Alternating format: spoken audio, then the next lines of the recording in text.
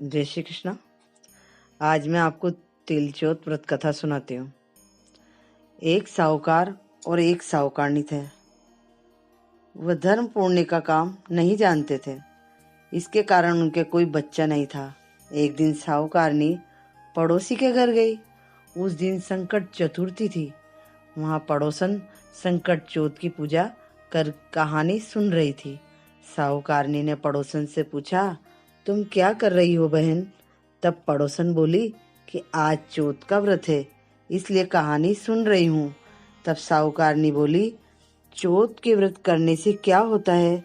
तब पड़ोसन बोली, इसे करने से अन्न धन सुहाग पुत्र सभी मिलता है।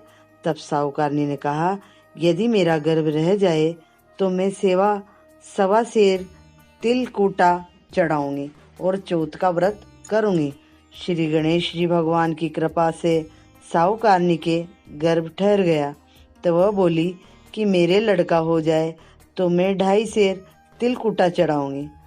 कुछ दिन बाद उसके लड़का हुआ तो वह बोली, हे चौथ भगवान, मेरे बेटे का विवाह हो जाएगा तो 5.25 सेर का तिल कूटा करूंगी।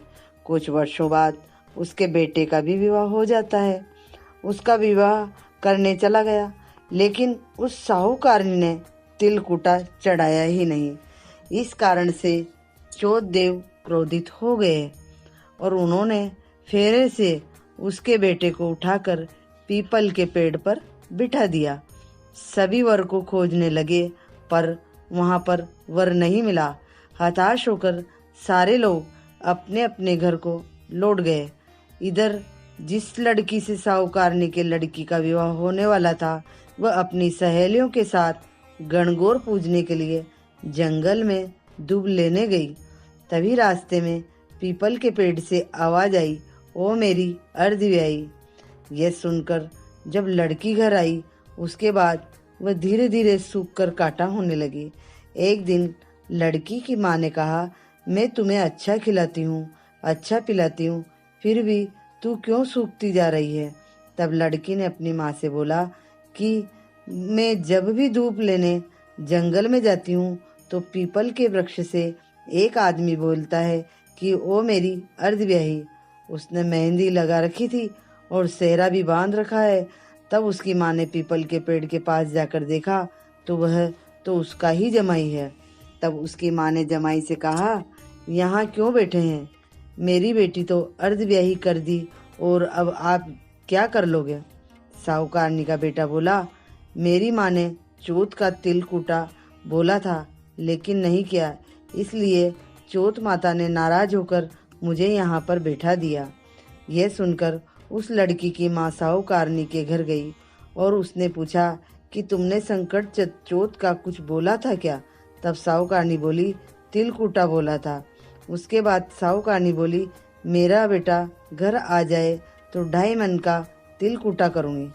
इस पर श्री गणेश भगवान प्रसन्न हो गए और उसके बेटे के पैरों में लाकर बिठा दिया। बेटे का विवाह धूमधाम से हो गया। जब साहूकारनी का बेटा एवं बहू घर आ गए, तब साहूकारनी ने 2.5 मन तिल कूटा किया और बोली, हे चौथ देव, आपके आशीर्वाद से मेरा बेटा बहू घर आए हैं, इससे मैं हमेशा तिल कूट करके व्रत करूंगी। इसके बाद सारे नगरवासियों ने तिल कूट का साथ संकट व्रत करना आरंभ कर दिया। हे संकट चौथ, जिस तरह साहूकारनी को बेटे बहू से मिलवाया, वैसे ही हम सबको मिलवाना। इस कथा को कहने सुनने वालों का भला करना। बोलो संकट चतुर्थी।